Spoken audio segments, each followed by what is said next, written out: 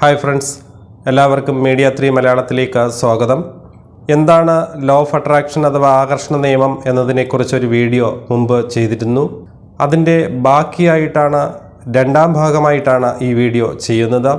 ആദ്യ വീഡിയോ കാണണമെന്നുള്ളവർക്ക് അതിൻ്റെ ലിങ്ക് ഈ വീഡിയോയുടെ ഡിസ്ക്രിപ്ഷൻ ബോക്സിൽ കൊടുത്തിട്ടുണ്ട്, കാണാവുന്നതാണ്. ഒരു പ്രപഞ്ച സത്യത്തെ ഓർമ്മിച്ചുകൊണ്ട് വീഡിയോയിലേക്ക് വരാം. What we focus on can expand our life. നമ്മൾ എന്തിലാണോ കൂടുതൽ ശ്രദ്ധ കേന്ദ്രീകരിക്കുന്നത് അത് നമ്മുടെ ജീവിതത്തെ വിപുലീകരിക്കും എന്നാണ്. ഈ സത്യത്തെ നിലനിർത്തിക്കൊണ്ട് തന്നെ എങ്ങനെയാണ് നമ്മുടെ ആഗ്രഹങ്ങളെ നമുക്ക് നേടിയെടുക്കാൻ കഴിയുക എന്നാണ് ഇവിടെ നോക്കുന്നത്. ലോ ഓഫ് അട്രാക്ഷൻ അഥവാ ആകർഷണ നിയമത്തെക്കുറിച്ച് അറിയാൻ ആഗ്രഹിക്കുന്ന ഒരാൾ അറിഞ്ഞിരിക്കേണ്ട പ്രധാനമായ ഒരു കാര്യമുണ്ട്.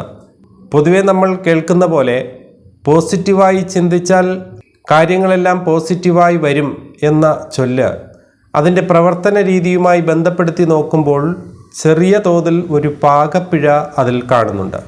അത് മറ്റൊന്നുമല്ല, പോസിറ്റീവായി ചിന്തിച്ചാൽ മാത്രം മതിയോ എന്നതാണ്. ഈ തത്വത്തെ പെട്ടെന്ന് പൂർണ്ണമായി എല്ലാവർക്കും അംഗീകരിക്കാനും കഴിയില്ല എന്നതാണ്. കാരണം നല്ല വിഷമത്തിലിരിക്കുന്ന ഒരാളോട് നിങ്ങൾ പോസിറ്റീവായി ചിന്തിക്കൂ എന്ന് പറഞ്ഞാൽ അത് സാധ്യമായ ഒരു കാര്യമല്ല. ഒരു മനസ്സ് വിഷമിക്കുമ്പോൾ പൂർണ്ണമായും അയാളുടെ അപ്പോഴത്തെ ചിന്ത നെഗറ്റീവ് തന്നെ ആയിരിക്കും. അത് പെട്ടെന്ന് മാറ്റിയെടുക്കാനും കഴിയില്ല. അവിടെ ലോ ഓഫ് അട്രാക്ഷൻ വിജയിക്കുന്നില്ല എന്ന് പറയുന്നത് മണ്ടത്തരം തന്നെയാണ്. കഴിഞ്ഞ വീഡിയോയിൽ ഞാൻ പറഞ്ഞ പോലെ ലോ ഓഫ് അട്രാക്ഷൻ ശാസ്ത്രത്തിന്, സയൻസിന് ഓപ്പോസിറ്റാണ്. പെട്ടെന്നൊരാൾക്ക് വിശ്വസിക്കാൻ കഴിയില്ല. എന്നാൽ ഇവിടെ വേണ്ടത് ശരിക്കും വിശ്വാസം തന്നെയാണ്. ചില കാര്യങ്ങൾ അങ്ങനെയാണ്. തെളിവുകളില്ലെങ്കിലും, വ്യക്തമായ തെളിവുകൾ കൊടുക്കാൻ കഴിഞ്ഞില്ലെങ്കിലും, തെളിവുകൾ സ്വയം ഉണ്ടാകുന്നതുവരെ നമ്മൾ വിശ്വസിക്കേണ്ടതായി വരും. വിശ്വാസവുമായി ബന്ധപ്പെട്ട ഒരു കാര്യത്തെ ഞാനിവിടെ സൂചിപ്പിക്കാം. മനുഷ്യൻ്റെ ഉത്ഭവവുമായി ബന്ധപ്പെട്ട ഈ പ്രപഞ്ചത്തിലുള്ള 2 ചിന്തകളെക്കുറിച്ചാണ് ഞാൻ പറയുന്നത്. അതിൽ ഒന്ന് മതപരമായ ചിന്തയാണ്. ആദത്തിൻ്റെയും ഹൗവയുടെയും കഥ പറഞ്ഞ് മനുഷ്യൻ്റെ ഉത്ഭവത്തെ സൂചിപ്പിക്കുന്നു. ഇത് ബൈബിളുമായി ബന്ധപ്പെട്ടതാണ്. എന്നാൽ ശാസ്ത്രം പറയുന്ന മറ്റൊരു കഥ കൂടെ മനുഷ്യൻ്റെ ഉത്ഭവത്തിനുണ്ട്. കുരങ്ങുകളിൽ നിന്ന് രൂപാന്തരം പ്രാപിച്ച് മനുഷ്യനുണ്ടായി എന്ന് ചാൾസ് ഡാർവിൻ്റെ പരിണാമ സിദ്ധാന്തം പറയുന്നു. നമുക്കിതിൽ ഏതാണ് വിശ്വസിക്കാൻ കഴിയുക? രണ്ടും വ്യത്യസ്തമായ 2 പ്രസ്താവനകളാണ്. വളരെ സിമ്പിളായി പറഞ്ഞാൽ, ഇപ്പോൾ ഒരാൾ തിരുവനന്തപുരത്ത് നിന്ന് യാത്ര ചെയ്ത് കോഴിക്കോട് എത്തി എന്ന് വിചാരിക്കുക. ഇയാൾ എങ്ങനെയാണ് യാത്ര ചെയ്തത് എന്ന് അറിയാത്ത ഒരാൾ പറയുന്നു അയാൾ ട്രെയിനിലാണ് വന്നതെന്ന്. അറിയാത്ത മറ്റൊരാൾ പറയുന്നു അയാൾ ബസ്സിലാണ് വന്നതെന്ന്. കേട്ടുകൊണ്ടിരിക്കുന്ന നമ്മൾ എന്താ ചിന്തിക്കുക? ചിലപ്പോൾ ബസ്സിലായിരിക്കാം, ചിലപ്പോൾ ട്രെയിനിലായിരിക്കാം. എന്തായാലും അയാൾ ഇവിടെ എത്തി, ഇത്രയേ ഉള്ളൂ. മനുഷ്യൻ്റെ ഉത്ഭവത്തിൻ്റെ കഥയും ഇതുപോലെയാണ്. നമുക്ക് അറിയാത്തതുകൊണ്ട് ഏതാണ് ശരി എന്ന് തോന്നുന്നു അത് സ്വീകരിക്കാം. അറിയാതിരിക്കുന്നിടത്തോളം, വ്യക്തമായ തെളിവുകളില്ലാത്തിടത്തോളം നമ്മൾ ഏതെങ്കിലും ഒന്നിൽ വിശ്വസിക്കും. അങ്ങനെയുള്ള വിശ്വാസം എന്ന് പറയുന്നത് മനുഷ്യൻ്റെ സമാധാനത്തിനു വേണ്ടിയാണ്. വിശ്വസിക്കുന്നവർക്ക് ധാരാളം അനുഭവങ്ങൾ ഉണ്ടാകാം. വിശ്വസിക്കാത്തവർ എല്ലാത്തിനെയും എതിർത്തുകൊണ്ടിരിക്കുകയും ചെയ്യും. എന്ത് വേണമെന്നത് ഓരോ മനുഷ്യരുടെയും ചിന്തയ്ക്ക് വിടുന്നു. ഇത് ഞാൻ പറയാൻ കാരണം, ലോ ഓഫ് അട്രാക്ഷൻ എന്നത് തെറ്റായ ഒരു ചിന്തയാണ്, പോസിറ്റീവായി ചിന്തിച്ചാലും ഒന്നും സംഭവിക്കാൻ പോകുന്നില്ല എന്നൊക്കെ പറയുന്നവരുണ്ട്. ആകർഷണ നിയമത്തെക്കുറിച്ച് അവരോട് പറയാനുള്ളത് ലോ ഓഫ് അട്രാക്ഷൻ തിയറി എന്താണെന്ന് കൃത്യമായി മനസ്സിലാക്കുക എന്നതാണ്. കാരണം പോസിറ്റീവായി ചിന്തിച്ചാൽ റിസൾട്ട് കിട്ടുമെന്ന് പറയുന്നത് ഒരു ഉപരിപ്ലവമായ ചിന്തയാണ്. ലോ ഓഫ് അട്രാക്ഷനെ വ്യക്തമായി മനസ്സിലാക്കുന്ന ഒരാൾ ഒരിക്കലും അങ്ങനെ പറയില്ല. കാരണം പോസിറ്റീവായി ചിന്തിച്ചതുകൊണ്ട് മാത്രം ആർക്കും ഒന്നും സംഭവിക്കാൻ പോകുന്നില്ല. കാരണം അതൊരു ചിന്ത മാത്രമേ ആകുന്നുള്ളൂ. ആ ചിന്തയെ ഒരു പ്രത്യേക താളത്തിൽ, ഒരു ക്രമത്തിലാക്കി മാറ്റേണ്ടതുണ്ട്. അതിന് ശക്തമായ ആഗ്രഹങ്ങൾ വേണം. അപ്പോൾ ചിന്ത മാത്രം പോരാ, അവിടെ ഒരു തയ്യാറെടുപ്പ് കൂടെ ആവശ്യമാണ്, ഒരു പ്രിപ്പറേഷൻ ആവശ്യമാണ്. അതുകൊണ്ടാണ് ഞാൻ നേരത്തെ സൂചിപ്പിച്ചത്, വിഷമിച്ചിരിക്കുന്ന ഒരാളോട് നിങ്ങൾ പോസിറ്റീവായി ചിന്തിക്കൂ എന്ന് പറഞ്ഞാൽ ആ അവസരത്തിൽ അയാൾക്കതിന് കഴിഞ്ഞെന്ന് വരില്ല. അവിടെ നമ്മൾ ആദ്യം ചെയ്യേണ്ടത് ഉപദേശമല്ല, അയാളെ വിഷമാവസ്ഥയിൽ നിന്ന് മാറ്റുക എന്നതാണ്. അതിനായി കുറച്ചു നേരം കഴിയുമെങ്കിൽ അയാളോടൊപ്പം ചിലവഴിക്കാം. അയാൾ പറയുന്നത് ക്ഷമയോടെ കേൾക്കാം, നല്ല മറുപടികൾ കൊടുക്കാം. ഒരാളുടെ ജീവിതത്തിൽ അയാളെ കേൾക്കാൻ ഒരാൾ ഉണ്ടാവുക എന്നതാണ് ഏറ്റവും വലിയ കാര്യം. ഏത് പ്രശ്നത്തിലകപ്പെട്ടാലും സാരമില്ല, അയാളോട് സംസാരിക്കാം, അയാൾ എന്തെങ്കിലും മറുപടി തരാതിരിക്കില്ല എന്ന് ഒരാൾക്ക് ചിന്തിക്കാൻ കഴിയുമ്പോഴാണ് ഒരാൾ പോസിറ്റീവായി മാറാൻ തുടങ്ങുന്നത്. ഇന്ന് ലോകത്ത് മനുഷ്യർ നേരിടുന്ന ഏറ്റവും വലിയ പ്രശ്നം സമാധാനമില്ലായ്മയാണ്. സ്വകാര്യമായി ഒരാളോട് സംസാരിച്ചാൽ അത് കൃത്യമായി ബോധ്യപ്പെടുന്ന കാര്യമാണ്. ഈ സമാധാനമില്ലായ്മയാണ് മനുഷ്യരെ ക്ഷേത്രങ്ങളിലും പള്ളികളിലും പ്രാർത്ഥനകളിലും ആചാരങ്ങളിലും ആഘോഷങ്ങളിലും കൃത്യമായി പങ്കെടുക്കാൻ കാരണമാക്കുന്നതും. സൂക്ഷ്മമായി പരിശോധിച്ചാൽ ഈ പറഞ്ഞ എല്ലാ കാര്യങ്ങളിലും ആകർഷണ നിയമം പ്രവർത്തിക്കുന്നുണ്ട് എന്നുള്ളതാണ്. നമ്മളത് മനസ്സിലാക്കാത്തത് കൊണ്ട് അവയെ നമുക്ക് തിരിച്ചറിയാൻ കഴിഞ്ഞില്ല എന്നതാണ് സത്യം. ഉത്സവങ്ങളിലും ആഘോഷങ്ങളിലും അറിഞ്ഞോ അറിയാതെയോ നമ്മൾ പോസിറ്റീവ് മൈൻഡിലാണ്.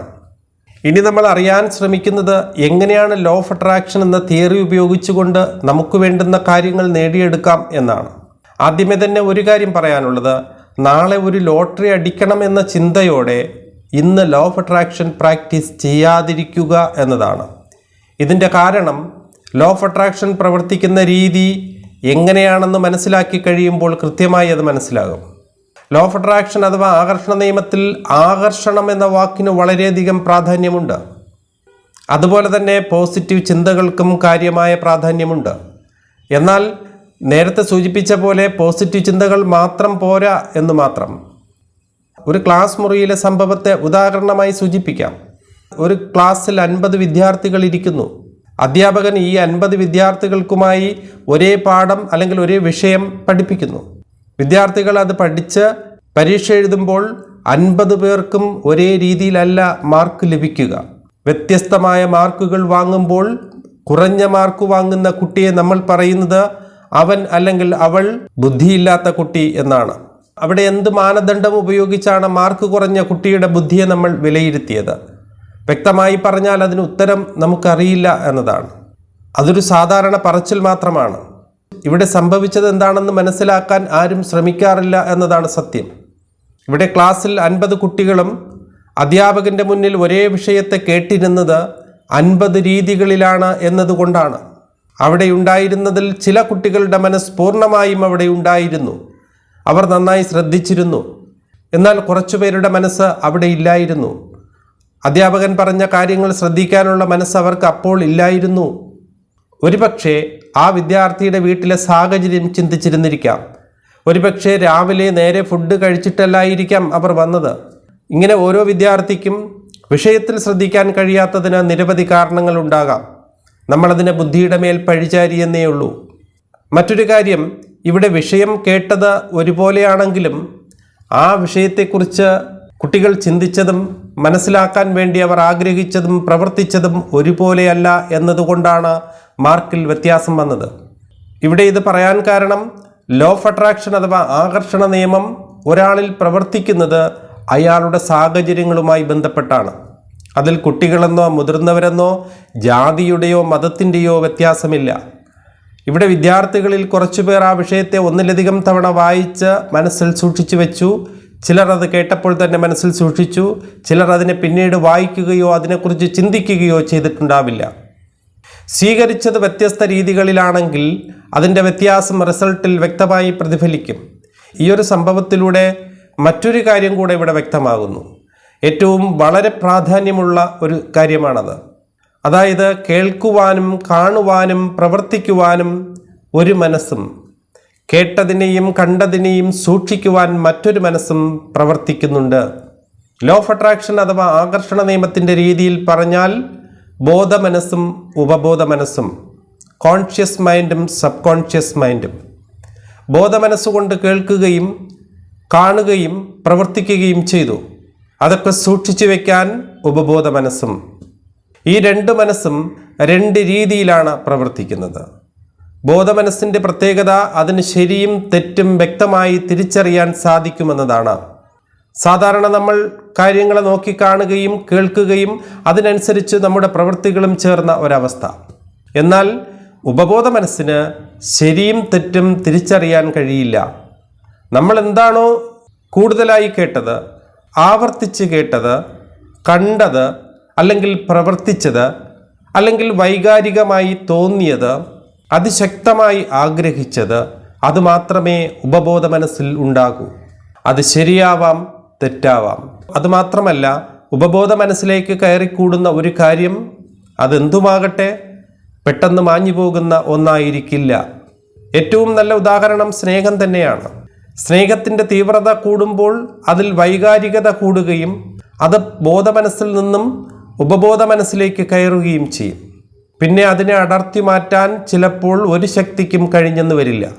അവിടെയാണ് ഉപബോധ മനസ്സിൻ്റെ പവർ എന്താണെന്ന് അറിയാൻ കഴിയുക. അവിടെ നമ്മൾ തീവ്രമായി ഒന്നിനെ ആഗ്രഹിച്ചപ്പോൾ അത് ആകർഷണ നിയമത്തിന് വിധേയമാവുകയും ശബ്ദത്തിനും രൂപത്തിനും സാന്നിധ്യത്തിനും മുൻപത്തേക്കാൾ പ്രാധാന്യം കൂടുകയും ചെയ്തു എന്നതാണ്. ഇതുപോലെ തന്നെയാണ് അധ്യാപകൻ്റെ വാക്കുകൾ കേട്ട വിദ്യാർത്ഥി ഉപബോധ മനസ്സിൽ ആ വിഷയത്തെ സൂക്ഷിച്ചിട്ടുണ്ടെങ്കിൽ ആ വിദ്യാർത്ഥിക്ക് പരീക്ഷയിൽ നന്നായി എഴുതാനും നല്ല മാർക്ക് വാങ്ങാനും റിസൾട്ട് ഉണ്ടാക്കാനും കഴിയും എന്നുള്ള കാര്യവും ഉറപ്പാണ്. ഇവിടെയാണ് ലോ ഓഫ് അട്രാക്ഷൻ എന്ന തിയറി വർക്ക് ചെയ്ത് തുടങ്ങുന്നത്. നമ്മൾ പോസിറ്റീവായി ചിന്തിച്ചതുകൊണ്ട് മാത്രം കാര്യമില്ല, ഒപ്പം അതിനെ ഹൃദയത്തിലേക്ക് എടുക്കുക കൂടെ ആവശ്യമാണ്. അതായത് ഉപബോധ മനസ്സിലേക്ക് എടുക്കുക. നമ്മൾ പലരും ചെയ്യുന്നത് പോസിറ്റീവായി ചിന്തിക്കുക മാത്രമാണ്. അതിലേക്കായി ഒരു പ്രവൃത്തിയും ചെയ്യാറില്ല, അത് ഹൃദയത്തിലേക്ക് എടുക്കാറുമില്ല. ഒന്നുകിൽ നമുക്ക് വേണ്ടുന്ന കാര്യത്തെ നല്ല ഇച്ഛാശക്തിയോടെ ആവർത്തിച്ച് കേൾക്കുക, അല്ലെങ്കിൽ കാണുക, അതുമല്ലെങ്കിൽ വൈകാരികമായി സ്വീകരിക്കുക. ഈ 3 രീതിയിലൂടെ നമുക്ക് നമ്മുടെ ആവശ്യങ്ങളെ ബോധമനസ്സിൽ നൽകാം. അത് എങ്ങനെയാണെന്നും അതിലൂടെ എന്ത് റിസൾട്ടാണ് നമുക്ക് ലഭിക്കുകയെന്നും നമുക്ക് തുടർന്ന് നോക്കാം. ഒരു ഉദാഹരണം കൂടെ പറയാം. നമ്മളെല്ലാവരും പ്രാർത്ഥിക്കാറുള്ളവരാണ്. നമ്മൾ ചെയ്യുന്ന പ്രാർത്ഥന അത് ഏത് മതത്തിലായാലും ഞാൻ മനസ്സിലാക്കുന്നത് പ്രാർത്ഥന 2 രീതിയിലുണ്ടെന്നാണ്. ഒന്ന്, പ്രാർത്ഥിക്കുമ്പോൾ നമ്മൾ അവിടെ ഉണ്ട് എന്ന ബോധത്തോടെയുള്ള പ്രാർത്ഥന. 2, പ്രാർത്ഥിക്കുമ്പോൾ നമ്മൾ നമ്മളെ മറന്നുകൊണ്ട് മറ്റൊരു വിഷയത്തിൽ പൂർണ്ണമായും മനസ്സ് കേന്ദ്രീകരിച്ചുകൊണ്ടുള്ള പ്രാർത്ഥന. ഇങ്ങനെ രണ്ടാമത്തെ രീതിയിലുള്ള പ്രാർത്ഥനയുടെ സമയത്ത് ഒരു പക്ഷേ നമ്മൾ എവിടെയാണ് നിൽക്കുന്നത് എന്ന് പോലും ചിന്തിക്കാൻ കഴിയാത്ത അവസ്ഥയായിരിക്കും. അവിടെ നമ്മുടെ ബോധമനസ്സല്ല പ്രവർത്തിക്കുന്നത്, മറിച്ച് ഉപബോധ മനസ്സായിരിക്കും. എന്നാൽ പ്രാർത്ഥനയോടൊപ്പം നമ്മുടെ ചുറ്റുപാടും നിൽക്കുന്നവരെക്കുറിച്ചും അവിടുത്തെ വിശേഷങ്ങളെക്കുറിച്ചുമാണ് ചിന്ത വരുന്നതെങ്കിൽ അവിടെ നമ്മുടെ ബോധമനസ്സ് മാത്രമേ പ്രവർത്തിക്കുന്നുള്ളൂ. അങ്ങനെയാണെങ്കിൽ അയാളുടെ പ്രാർത്ഥന റിസൾട്ടില്ലാത്ത ഒന്നായി മാറുന്നു. അപ്പോഴാണ് നമ്മൾ പറയുന്നത്, ഞാൻ എത്ര പ്രാർത്ഥിച്ചിട്ടും എൻ്റെ പ്രാർത്ഥന ദൈവം കേൾക്കുന്നില്ല എന്ന്. കേൾക്കുന്നില്ല എന്നല്ല പറയേണ്ടത്, കേൾപ്പിച്ചില്ല എന്നാണ്. പ്രാർത്ഥനയെ ഉപബോധ മനസ്സ് ഏറ്റെടുക്കുമ്പോൾ അതിന് കൃത്യമായ റിസൾട്ട് ലഭിക്കുമെന്നുള്ള കാര്യം ഉറപ്പാണ്. ഉപബോധ മനസ്സിൽ ഒരു കാര്യം എത്തിക്കഴിഞ്ഞാൽ അത് എന്ത് കാര്യമായാലും ശരി, ആ കാര്യത്തെ സംബന്ധിക്കുന്ന ഒരു എനർജി അഥവാ ഊർജം രൂപപ്പെടുകയും അത് പ്രപഞ്ചത്തിലേക്ക് പ്രസരിക്കുകയും സമാന സ്വഭാവമുള്ള അതേ എനർജിയിലുള്ള കാര്യങ്ങളെ അത് ആകർഷിക്കുകയും അതിനെ വിജയമാക്കി റിസൾട്ടാക്കി നമ്മളിലേക്ക് എത്തിക്കുകയും ചെയ്യും. അപ്പോഴാണ് നമ്മൾ ചിന്തിച്ചതിനും പ്രവർത്തിച്ചതിനും അനുസരിച്ചുള്ള ഫലം നമുക്ക് ലഭ്യമാകുന്നത്. ഇവിടെയാണ് ദ ആൽക്കമിസ്റ്റ് എന്ന പുസ്തകത്തിൽ പൗലോ കൊയ്ലോ പറഞ്ഞ പോലെ, നിങ്ങൾ ഒരേ കാര്യം തന്നെ തീവ്രമായി നിരന്തരമായി ആഗ്രഹിച്ചാൽ അത് നിങ്ങൾക്ക് നേടിത്തരാൻ വേണ്ടി ഈ പ്രപഞ്ചം മുഴുവൻ ഗൂഢാലോചന നടത്തും. എത്ര സുന്ദരമായ ഒരു സങ്കല്പമാണത്. അതായത് പ്രകൃതി തന്നെ നിങ്ങളിലേക്ക് എത്തിക്കുവാൻ വേണ്ട കാര്യങ്ങൾ ചെയ്യുമെന്നാണ്. റോണ്ട ബേണിൻ്റെ ദ സീക്രട്ട് എന്ന ടെക്സ്റ്റിൽ ഉടനീളം പറഞ്ഞുകൊണ്ടിരിക്കുന്നതും ഇതേ ലോ ഓഫ് അട്രാക്ഷൻ അഥവാ ആകർഷണ നിയമത്തിൻ്റെ ഗൗരവത്തെക്കുറിച്ചാണ്. ഞാൻ വീണ്ടും പറയുന്നു, ആകർഷണ നിയമത്തിൽ പോസിറ്റീവായ ചിന്ത മാത്രമല്ല, ശക്തമായ ആഗ്രഹവും ഒപ്പം പ്രവൃത്തിയും വേണമെന്ന കാര്യമാണ് നമ്മൾ പ്രധാനമായി ഓർമ്മിക്കേണ്ടത്. ഇവിടെ നമ്മൾ മറ്റൊന്നിനെയും കുറിച്ച് ആലോചിച്ച് തലപുണ്ണാക്കേണ്ട ആവശ്യമില്ല. ഞാൻ ഇതിൻ്റെ രീതിയെക്കുറിച്ചൊന്ന് പറഞ്ഞെന്നേ ഉള്ളൂ. നമ്മൾ ചെയ്യേണ്ടത് നമുക്ക് നേടിയെടുക്കാനുള്ള കാര്യത്തെക്കുറിച്ച്, അത് സമ്പത്തോ വീടോ ഒരു വ്യക്തിയോ ഒരു കാർ അല്ലെങ്കിൽ ബിസിനസ് എന്തുമാകട്ടെ, ചിന്തിച്ചാൽ മാത്രം പോരാ, അതിലേക്ക് വേണ്ടി എന്താണ് ചെയ്യേണ്ടത് എന്നുകൂടി ആലോചിക്കുക. നിങ്ങളൊരു ബിസിനസ് ചെയ്യുന്ന ആളാണെങ്കിൽ നിങ്ങളുടെ ബിസിനസ് നാളെ ഡെവലപ്പ് ആകണമെന്ന് മാത്രം ചിന്തിച്ചതുകൊണ്ട് ബിസിനസ്സിൽ പുരോഗതി ഉണ്ടാകാൻ ഒരു സാധ്യതയുമില്ല. അവിടെ നമ്മൾ പ്രവർത്തിക്കുക കൂടെ വേണം. ബിസിനസ്സിൻ്റെ പുരോഗതിക്ക് വേണ്ടി എന്താണ് ചെയ്യേണ്ടത് എന്ന് ആവർത്തിച്ച് തീവ്രമായി ചിന്തിക്കുമ്പോഴാണ് അത് ഉപബോധ മനസ്സ് ഏറ്റെടുക്കുന്നതും ലോ ഓഫ് അട്രാക്ഷൻ എന്ന തിയറി വർക്കായി തുടങ്ങുന്നതും. അങ്ങനെ ചിന്തിക്കുമ്പോൾ നിങ്ങളുടെ ബിസിനസ്സിന് വേണ്ടുന്ന കാര്യങ്ങൾ നിങ്ങളുടെ ആഗ്രഹങ്ങൾക്ക് അനുകൂലമായ രീതിയിൽ പ്രകൃതി നിങ്ങൾക്കായി ഒരുക്കാനും തുടങ്ങും.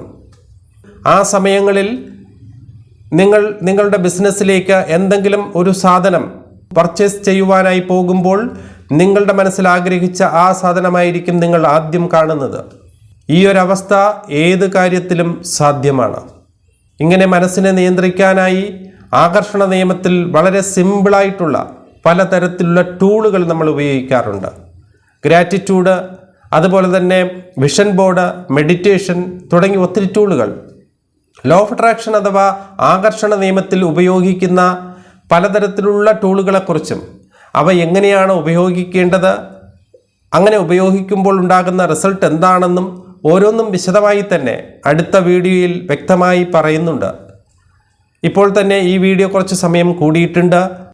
അടുത്ത വീഡിയോയിൽ നമുക്കിതിൻ്റെ തുടർച്ചയായി തന്നെ ബാക്കി കാണാവുന്നതാണ്. ഈ വീഡിയോയുടെ 1ാം ഭാഗത്തിൻ്റെ ലിങ്ക് ഡിസ്ക്രിപ്ഷൻ ബോക്സിൽ കൊടുത്തിട്ടുണ്ട്. കാണണമെന്നുള്ളവർക്കത് കാണാം. മീഡിയ 3 മലയാളം എന്ന ഈ ചാനൽ നിങ്ങൾ ആദ്യമായിട്ടാണ് കാണുന്നതെങ്കിൽ സബ്സ്ക്രൈബ് ചെയ്തിട്ടില്ലാത്തവർ സബ്സ്ക്രൈബ് ചെയ്യുക, മറ്റുള്ളവരിലേക്കും ഷെയർ ചെയ്യുക, ലൈക്കും കമൻറ്റും ചെയ്യുക. നന്ദി, നമസ്കാരം.